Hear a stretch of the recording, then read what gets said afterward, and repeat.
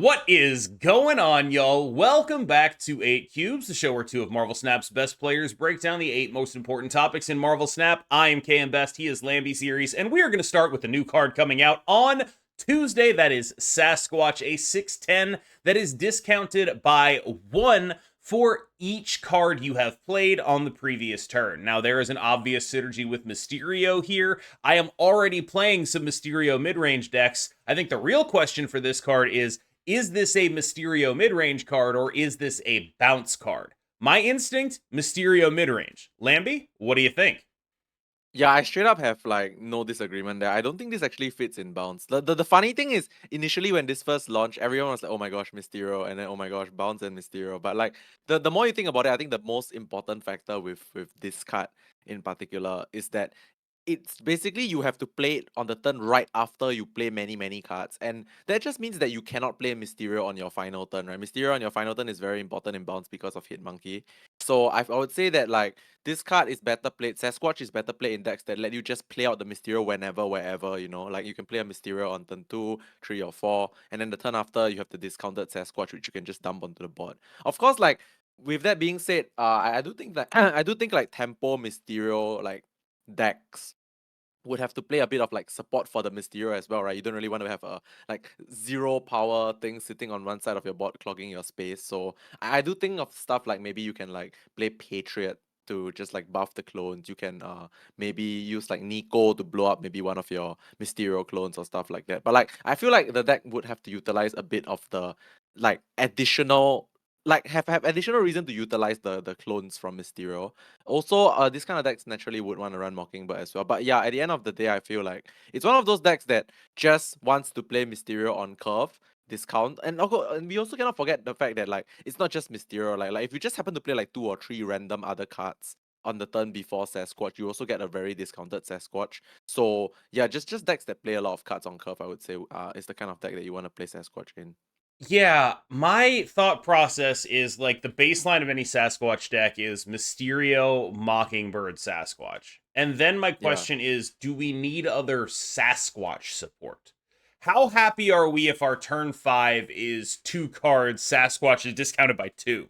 Do we need something else in there? Can those decks start running Beast? Because one thing I've thought of is I run Carnage in my Mm. current version of that deck. I could have replaced that with Beast if I thought that it was going to be like realistically getting me more points or something like that. I've also seen like people take the shell that I've used and then customize it, change it from being a Profex deck and a Cannonball deck to being like a smaller version of that deck with like Juggernaut and things like that. I think Revis was doing that. I'm just interested to know what this does to the archetype of Mysterio mid range because I think honestly, there's a real chance that this becomes just like the kind of thing you like morph around to the metagame, right? You have like this starting package of like Mysterio, and then you have your 2 giant beaters in the form of Mockingbird and Sasquatch. And then like everything else, you just sort of figure out from there. That seems like what I'll be doing with Sasquatch on day 1. I think maybe you also can do something along the lines of like semi-clock with like Debris Patriot. Since because I mentioned like Patriot when it comes to like Mysterio clones, you can also go Debris. Alright, that sort of does tie in a little bit with like Patriot and also like discounts your Mockingbird. Since you're gonna be running Mockingbird and Sasquatch in the same deck most of the time anyway. Now we're going to talk about the 3 metagame polls and our best tips to beat them. We're going to be starting with, and this is just sort of my perspective here, but I didn't see any major objections from Lambie when I proposed these at least. So it seems fair to describe these as a 3 metagame polls: Bounce, Hella, and Profex Cannonball decks. Now, we're going to talk about each of those decks a little bit and then talk about our best tips to beat them. Of course, Bounce first up. I think the main thing that sticks with me about Bounce is it feels like there's still sort of 3 different builds of it, and they range from like pure combo to like hybrid mid range kind of thing. And I think the understanding of Bounce as a combo deck has actually been very helpful to me because when you think of like especially the base Bounce deck with like Bast and Mysterio and still playing Hit Monkeys, no Wolf, you end up in a situation where it's like, oh no, that's actually just a combo deck. The combo is Sage and 6 turns and Beast and some guys, right? But like the output you're putting out on the board is combo deck numbers, and you just get to pick where it goes. And it's not necessarily total number bigger than other combo decks, but on 2 lanes, you are a combo deck and you only need to win 2 lanes to win a game of Marvel Snap. And I think that that has informed a lot of how I play against it, where it's like, okay, I need to understand this as they are putting me on a clock. They have inevitability. I need to disrupt them. How you beat bounce right now, you disrupt them. Now, the way that you become, the bounce decks have become like slightly more mid range sometimes, right? Your build of bounce with Annihilus, the Darkhawk build of bounce with the rocks in it. I actually find those decks way less problematic to deal with. Not that they're weaker, they're just they don't put the same incredible clock on you where it's like if I don't Yeah. disrupt you, I'm going to die. You're playing like something closer to a mid-range deck, and it's an exchange that is being made. So what do you think about that split in the bounce community? So I think personally bounce, like, let's talk about the classic bounce deck first, the one with like the Mysterio, Bishop, Angela. That one to me is actually still like my favorite, and I think like Agree. the overall most high ceiling bounce deck in terms of skill and also points, because that one can go really high, right? Because that has the most early scalers into burst potential in the late game. But of course that one is also the most fragile, right? Because you got more moving pieces that need to like go together, right? You need to draw your like scalers on curve. You need to draw your pieces to make the monkey and the sage big and stuff like that. So I feel that one is high ceiling in terms of power and skill, but also very easily disruptible, which just means that like, okay, I'm gonna come back on this again later, but I'm gonna talk about the next deck first, which is like the wolf version, the wolf bounce one. That one is a bit more. I mean, that version of the deck has always had a lot of space for tech, right? Like in the past, we had like Enchantress Shang-Chi, then now we have like Red Guardian, and then it also runs like packages like Annihilus and Sentry. This version of the deck has like actual singular, more powerful cards, not like combo pieces of sorts, you know? It's like just running good cards and a wolf, and then like you bounce stuff a little bit here and there. So I personally think that at the end of the day, both decks actually fall prey to like the same card, and I think the popularity of the card is rising already, which is Shadow King. I feel like both of these decks, as long as you have, we call it green power in the previous video, we're gonna call it green power again. But like both of these decks have an absurd amount of green power, especially the former one, the original bounce deck with Angela and Bishop. That one is like all green power, right? So Shadow King just straight up hits those decks really, really hard. I think it's so efficient because Shadow King is just like a 2 mana 2/2, and like a 2 mana 2/2 that invalidates like what 5 turns worth of stats building in Angela is crazy, and there's like no real way to counter that, right? Because your Angela and Bishop and sometimes even your Wolf just literally sits on the board waiting to be Shadow King. They just stay there, right? So I think Shadow King is something that we can be really looking at. Outside of like the other obvious one is like you gotta do a lot of like brain math. You gotta really count when you play against bounce. You can't just be like, oh, this is just X amount of stats. You gotta count like, all right, what if they play this amount of cards to buff that amount of stats, you know? So obviously Shadow King mitigates a lot of that brain work, but if not for Shadow King, you probably need to do a lot of math. See, the thing about that is like I agree Shadow King helps, but at the same time, it's like that deck is especially like the original one with no wolf in it. It's so good at throwing priority that like even when you Shadow King it, it's like okay, that's good against Angela. It's okay against Bishop, but it's doing like decent stuff and then like their actual final turn involves like I don't know, Sage and a bunch of demons and it's like that Shadow King needs to be backed up with real power. You can't Yes. just be a Shadow King deck. Like you need to be good stuff has to be happening for you and you're a Shadow King deck. The way I like to approach the bounce matchup at this point, it's like again, this goes hand in hand with the realization that this is just a combo deck. I Daredevil Profex them.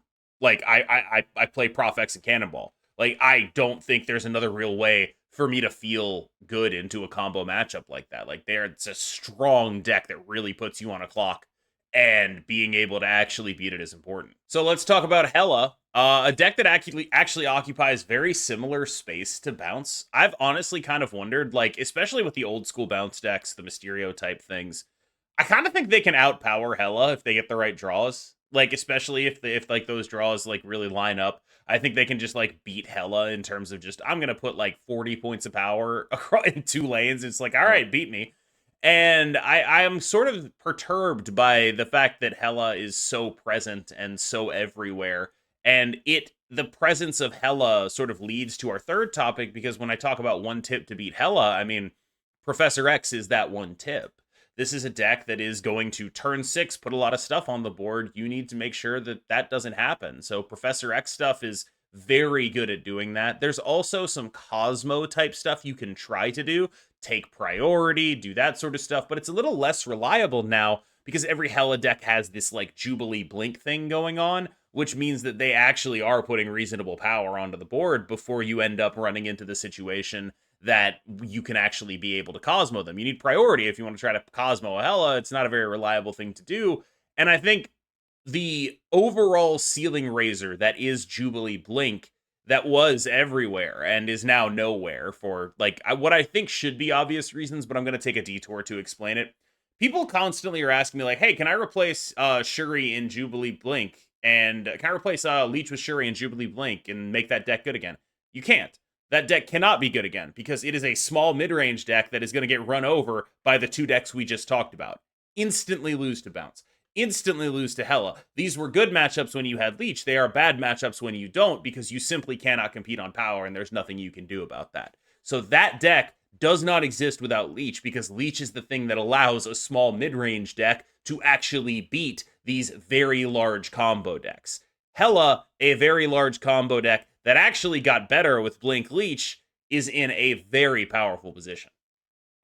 It's kind of interesting, right? Like because the whole Jubilee Blink deck sort of is the reason why we could actually play 4-2 Leech. Because Yeah. if you just play 4-2 Leech and you don't blink it away, it doesn't really impact enough in terms of stats, right? But at the same time, if that deck now that the deck loses the Leech at 4 mana, the Hela stuff is just strictly better to do, right? Because you also get to blink into just generically way bigger stuff. Like it's hilarious because I think that so much of the Hela deck now is actually super very mid range. Like they play Blade, they play Sith, then they Jubilee you, then they also blink the Jubilee. But the thing is that when they blink their Jubilee away, it's always gonna be bigger than what is in like the other Jubilee blink deck. So like Yep. Hela, from what I've seen in my latest tournament as well, it's it's like the combo deck that at the same time puts out a lot of stats even before playing the Hela now, just because their Jubilee Blink is always very big, right? Because the deck has like what, four, five, six cost cards, like that many.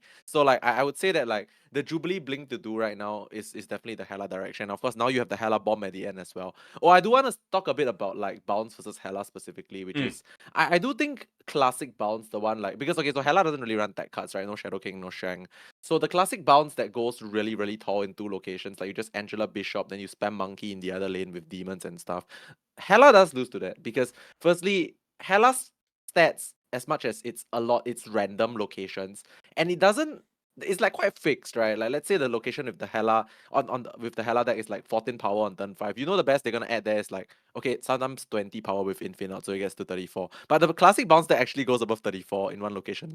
It's not actually that difficult. So like if you think about it, it's actually way easier to predict like Hela's like points, even though it's random, because it's like, oh, this amount of random stuff is gonna spawn. But as for bounce, it's like, oh, it scales with your Angela, it scales with your bishops. Your monkeys could be paired with Mysterios and demons. Like there's way more calculations to go with bounce than with Hela. And I also think that like generally going tall in two locations, specifically bounce, is just the better one. Finally, Professor X Cannonball.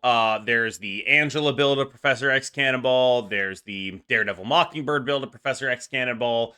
I've actually been playing Professor X Cannonball in Loki because of how unplayable Loki is into Bounce and Hela. This is a very straightforward, like, Prof X Cannonball is very good right now kind of thing. And I think a lot of people complain about Prof X Cannonball, but frankly, I wouldn't be doing this if it weren't for the two previous decks. Like, people are Yes. like, oh, Professor X sucks. Oh, I hate Prof X Cannonball. It's like, look, we don't have another avenue to beat a combo deck. We just don't. Especially a combo deck like Bounce, where it's like, if I try normal Clog, they're going to put that Clog in their hand. I don't even get to do that. We have no avenues to beat these kind of decks other than disrupting them in the most ham-fisted way possible. And if that's what I got to do, then that's what I got to do, right? And so I think Professor X should actually be commended. Like, instead of people complaining about Professor X, they should be thanking their lucky stars, because otherwise we just be in the world's worst combo meta where it's just like, I'm playing Bounce, I'm playing Hela, I'm playing whatever combo deck goes even taller than that. And then we just go tall forever. It's going to suck. Thank you, Professor X, for saving us from that. I don't like that I have to run you. I'm not a fan of it, honestly, but I cannot play a normal game of mid-range decks against Hela, against Bounce. You can't do it, right? And the only way you can do that is if you have a coherent plan. And right now, the most coherent plan into those decks is Profex Cannonball. Yeah, so Professor X Cannonball and like the above two decks, like Professor X just sort of like is the natural counter to Hela and Bounce, right? But it's really like if you were to have rock, paper, scissors and you add one more element into it, which is the Loki, like this all these things like kind of just tie in together because Professor X Cannonball deck sort of beat Hela and Bounce, but Loki is like such a good matchup into like the Professor X Cannonball stuff, right? Because you just steal their good cards that they want to play. So like all these stuff kind of just balances themselves out because like the Hela and bounce stuff is good into Loki, you know. So like it's like one big circle of like decks that sort of like are good against one specific other deck and is bad against the other deck. So I feel like in the current state of the meta, like it's a bit rock paper scissors, but at the same time there's very valid counters to each of the top decks right now, right? And it's keeping all of these things at bay without like letting things spiral out of control. So I kind of like where we are at now. Cerebro 3 won your tournament. And as someone who has Yeah. had Cerebro 3 on my tier list multiple times, I feel like a psychic genius, okay? I feel like the smartest man alive. I feel like what actually made Cerebro 3 like playable was US Agent, pretty specifically. It was US Agent just being like, I'm a big swing. And then having Luke Cage come back into the deck was a pretty big boost to it, but I think it was already like plausibly playable. What I want to know, I guess, is how much do you trust the results of your own tournament with regards to Cerebro 3 being a real deck? Okay, so I'm gonna read off the list that actually won my tournament. It's about Mhm. almost 200 people, and this person did some insane comebacks to win, and some really bad matchups and won as well. So the exact list that I'm reading off right now is Bast, Invisible Woman, Jeff, Quake, Sentinel, US Agent, Cerebro, Mystique, Killmonger, Luke Cage, Mobius, and Shang-Chi. So I agree though, the US Agent actually pushed this deck like way over the top because like for the most part, Cerebro's max stats in one location is 28, right? Okay, 28 is not exactly small. It's quite big, right? It's 7 times 4. It's quite a bit of stats. But US Agent just gives it that extra like push, that extra oomph, because the entire deck outside of Shang-Chi doesn't really care about US Agent. Like you will never get negatively affected by it at all. In fact, we could possibly change the one of the cards in this deck to Red Guardian, and I think it might even be a better deck. Because Red Guardian is just a great 3 cost, 3 power card, right? Like I feel like Mysterio sorry, not Mysterio. I feel like Cerebro 3 has like just all these like disruption tools. They've always been the deck that had like a lot of like good disruptions, right? Like in Shang-Chi, now US Agent, even now you can play like Quake and Killmonger and all that kind of stuff as well. Like it just needed like a little bit of like way to go above the 28 threshold, and US Agent kind of just did that, right? Not to mention Bast on Cerebro and Mystique, which like it's kind of like the only thing you really bast in this deck anyway. It's just such a powerhouse play because it turns your Cerebro from a 0 into like a 7 power card, you know, that buffs everything else on the board as well. So I think Cerebro 3, as much as I've never really been a fan of the deck building style of Cerebro, because you kind of have to be restricted to be playing like a certain group of cards. I feel like now it's not that restrictive because you actually just naturally want to play these cards in any deck anyway, because like they're just good cards, right? You just play the good tech cards, and then this one happens to have a buff in terms of Cerebro and Mystique.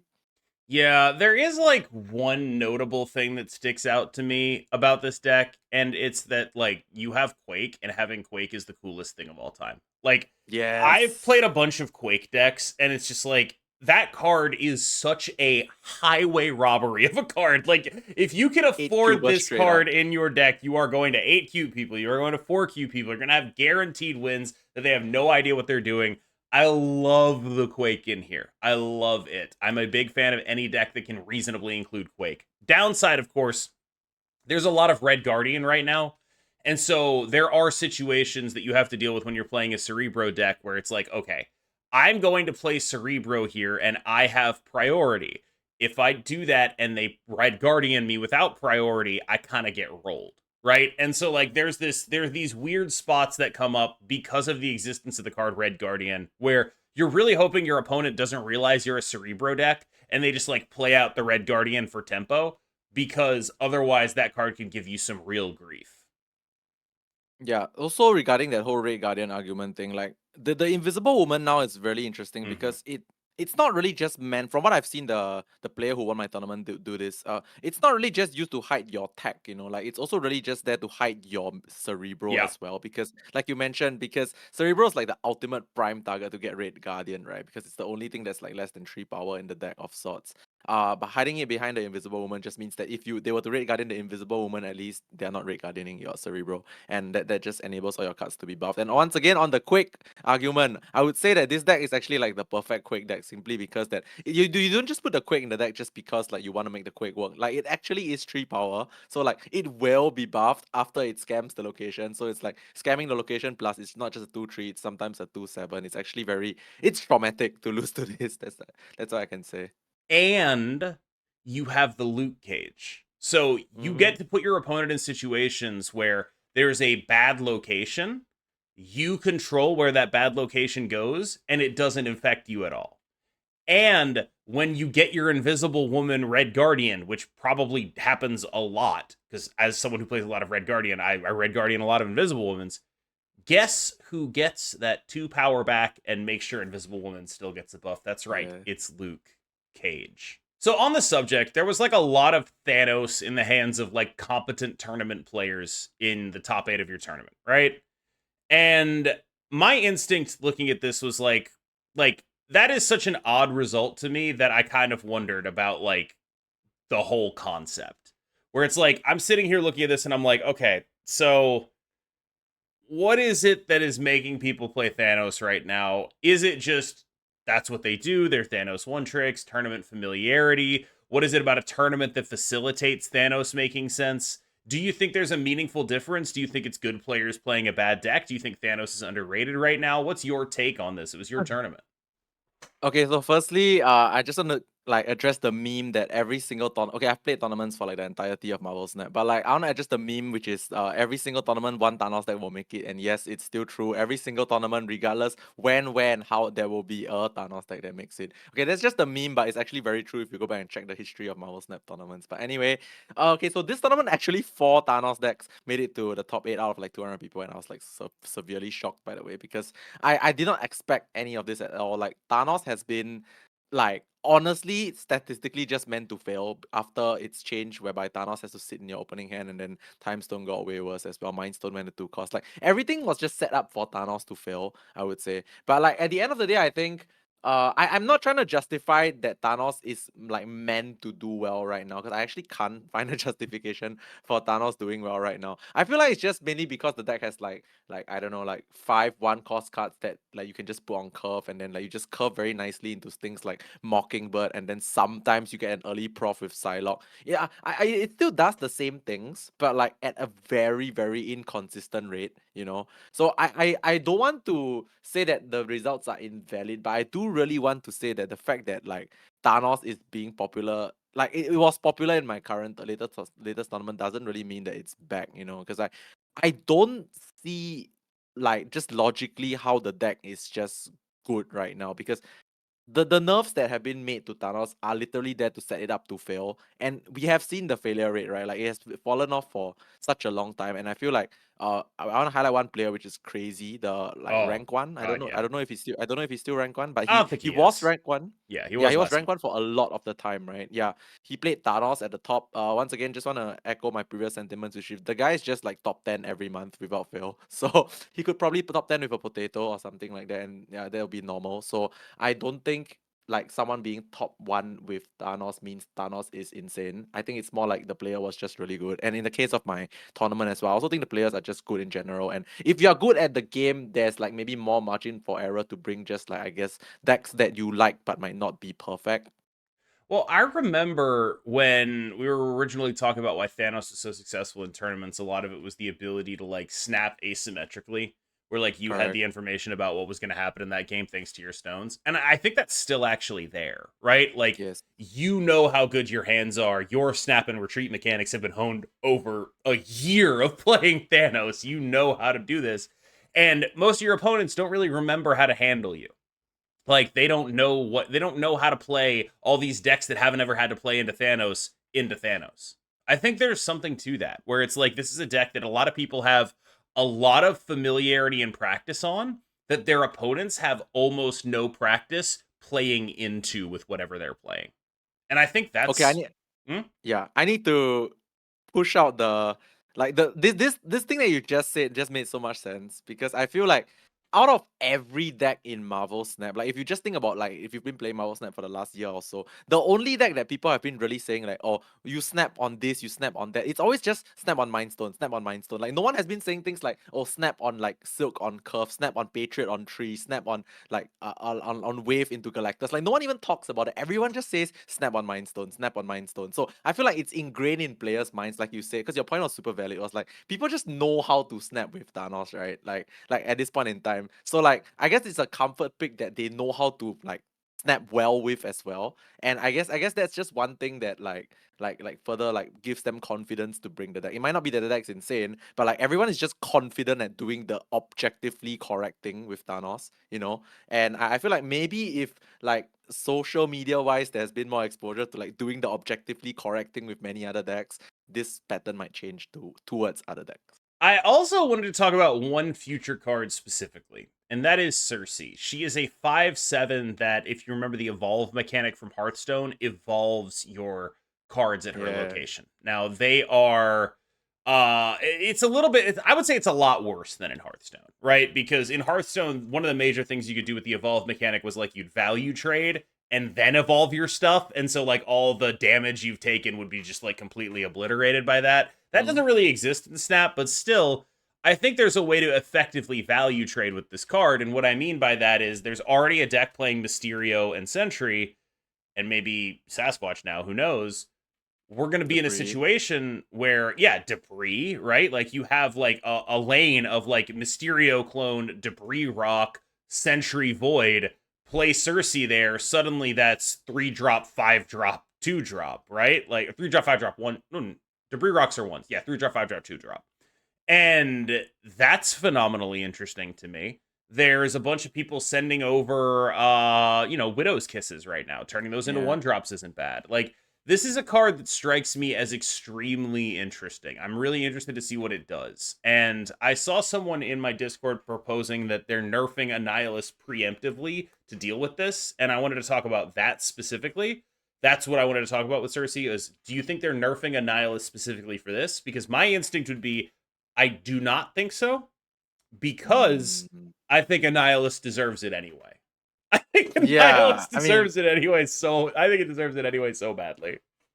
the funny thing is when we talked about like the whole Annihilus nerf and Sentry stuff like in the previous videos and previous episodes, none of this Cersei thing was on my mind at all. So I also do Mhm. agree that like yeah, Annihilus just deserves to be less of a powerhouse because it's really too big of a powerhouse right now. But yeah, no, I want to talk a bit about Cersei, which is very you do realize that they can't actually print a 7-cost card when Cersei is in the game because every 6-cost card will just become the 7-cost card, Arishem is right? a 7-cost card. Okay, wait. Oh, okay. So Yeah, every 6-cost card will become Arishem after. yeah, So that's kind of interesting, though. yeah. It's like from the Eternals kind of thing. But anyway, yeah. So every 6-cost card will become an Arishem, and every Arishem, if it ever happens, will become a death. Right. So I think so. that's Yeah, kind of yeah. yeah, that's something interesting that I just realized as well. But yeah, I like Cersei this style of card because like it effectively like reduces the downside of you playing downside cards, right? Like I mean like in the past we played Sentry because we can play Annihilus. Then there was a period that you could have an additional use case in Lady Deathstrike. Like Lady Deathstrike just gives your void like one more reason to not be bad. So I like this kind of cards, right? It allows your downside cards to be like mitigated at a higher chance of mitigating it with different cards. Like in this case, you have Cersei to like swap your void. You can swap your 0 power Mysterio clones to a random 3-drop, stuff like that. Like this card, I think the biggest downside to me is that she's like maybe a bit of a worse blink because you can't like play her in other places, right? She's gotta be in the exact location where you want to do the swap. So that might be a problem in a few sense because it's like it's telegraphed, and secondly, it's also like concentrating too much power in one location by not by choice, right? Because like if you swap like the void into another 5-cost card with Cersei, it's like 2 5s in one location. That might be a bit too much, but I guess that's just a mention of like her lack of flexibility compared to Blink. I still think that the card is very interesting and probably one of my favorite ones coming out next month outside of like I don't know, Fastos is just broken, but You this think one is just some Fastos is broken? yeah, I think Fastos is insane. I think Really? Fastos is like it's the the de facto best thing to do on turn 3. Okay, obviously Whoa. not turn I feel like like he's kind of yeah. mid. I think it's the best thing to do on turn 3 by far, but outside of turn 3, the later you play it, the worse he gets by a country mile. But if you get to play him on turn 3, it's probably the best thing you can do on turn 3. Wow. I don't agree with that at all. Like, Mm. I feel like the fact that I feel like I find it hard to deck build with him. Where it's like, You just dump him in anything, no? Like, really, he's just the best you're thing just to like do on turn literally 3. play him in anything. Okay. He's the best thing to do on turn 3, and if you draw him after turn 3, you don't play him. It's just the kind of card, I guess. Okay. That's why my thinking of it, yeah. I guess on that note, I wanted to have a conversation about what the best card this month is. I think there are two legitimate contenders. I'm fine to make an argument for either of them. What do you think the best card to come out this month is, including Sasquatch? What do you think the best card to come out this month is? Okay, it's a little bit hard to straight up like evaluate Sasquatch, but based on my Mhm. impressions of what I think the card will be like, I do think as of like now, the best card that will be released or has been released is Nocturne. Like as of now, like if it's like last week, I would say Blink, but in terms of like now, I think Nocturne is like more played and also like just the better card in most decks right now, because now with the advent of like the bounce stuff coming back, Hela coming back, and Blink only working in the Hela deck like to a certain effect, I think Nocturne is the more flexible card right now. Like you can play it in your Loki deck, you play it in your Seaball Prof X deck, right? You play it in your, I've seen it play in bounce, by the way, like in the more like mid-rangey bounce stuff as well. So like I think Nocturne is slightly more played than Blink right now. And in terms of the card's flexibility, it's just like the HO saying, okay, not really HO saying, the saying that you've been telling me since a while ago, which I totally agree, which is you only really need to move it once. Like you, like I was trying to disagree with the fact that like Vision is also, yeah, but Vision you also only move it once, right? You only really need to move it once. You don't need to like build around Nocturne. There's no like Nocturne deck. It's just any deck that can fit Nocturne can fit a Nocturne, right? Like because 3/5, good stats, movable, good. Uh, Sometimes changes location in your favor, very good. So like I just think it's just one of those cards that like it will be a card that will be played in decks for a long time, even in the future, I believe. So I came prepared with two arguments. Okay. The first one was for Nocturne, the second one was for Sage. For the record, I agree with Nocturne. I think Nocturne is probably the best card. I think that the fact that like people talk about it, like I call it 3-drop Jeff, right? And it is worse than 2-drop Jeff. Not going to argue that because yeah, I mean if you could have something at 2, why would you have it at 3, right? Like it's worse than 2-drop Jeff. Jeff is better. Jeff's text is better. It does a better thing. One of the things I wanted to highlight with Nocturne specifically, though, is how it made Magic into a real and fair card. Because if everyone's Mm. location interaction is face up, it means the Magic decks have a better cube profile. They're no longer getting robbed by location interaction. They are able to see the Nocturne and know they should leave, right? And I think that's just a really cool interaction to have where it's like you introduce a thing into the game that is somewhat of a direct counter, but because of the way the cubes work, you end up in a situation where it actually makes Magic decks more playable. And that is just something I just wanted to shout out Nocturne Ah, for okay, okay. because like that is such a rare and weird thing to do. That said, yeah, I mean, I think Nocturne is just a generically good card. I think people are going to be like, oh man, I really wish I'd gotten that. I think there's going to be a lot of that in the future because I'm probably going to be playing her in a lot of stuff. Here's the argument for Sage, though: bounce, such as it is, does not exist without this card. It is just a fundamentally gigantic stat stick. And with, like, we talked about it, right? When Eliath got nerfed, everyone was like, oh, it's just going to go back to people throwing priority and playing Hitmonkey. And it's like, no, it's not going to do that because that deck doesn't have enough points to be good. And we were right about that. And then they printed Sage. And now that deck has enough points to be good. And Sage is the reason it has enough points to be good. And to some extent, US Agent helps if you're playing that in bounce as well. But like, it's really about having enough points to be good. And once you hit that break point of where you're really hitting giant numbers, where you're able to contest a Hela deck on points, Sage is what lets you do that. Sage is the card that allows you to do that. This deck would not be a deck we're talking about on this episode if Sage did not exist. There is not a single deck that I can say that about for Nocturne. That's quite true actually. Like I don't really have much to say against Sage because I was one of the people that admittedly underrated the card. And the more I played the card, the more I felt like it just is like an omega powerhouse in the right deck, right? And the right deck in this case is bounce because like it's so easy. Like even without the whole like sage and then you beast the sage thing, it's like 312 on like turn 6. Like you don't have to do all the funny stuff, and it's also a 312 already. So I think that's a really huge shout out to its power in the bounce deck specifically. So but I want to go back to that whole nocturne magic thing, which I find it quite hilarious. Like you said that it makes magic decks more playable, It's right? But weird. at the same time, because okay, so it makes magic decks more playable because the location removal is face up, right? So that's the Yes. argument. But that also just means that it makes the magic decks way worse because they can't be played, right? They can't be Yeah. played because the nocturne will end you. So Yeah. No, like, but like that's the thing. That's the thing. The big issue the Magic decks had was always, always, always win two, lose eight. That was their okay, problem. Now it's win two, lose two.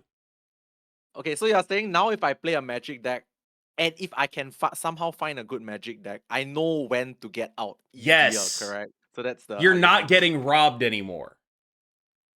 Everyone has replaced whatever other location thing they're playing with this. All right, y'all. Thank you so much for making it through that video. As always, I've been KM Best. He's been Lamby Series. We will see you in the next one on his channel. Remember to like, comment, and subscribe. Lamby, take us out of here.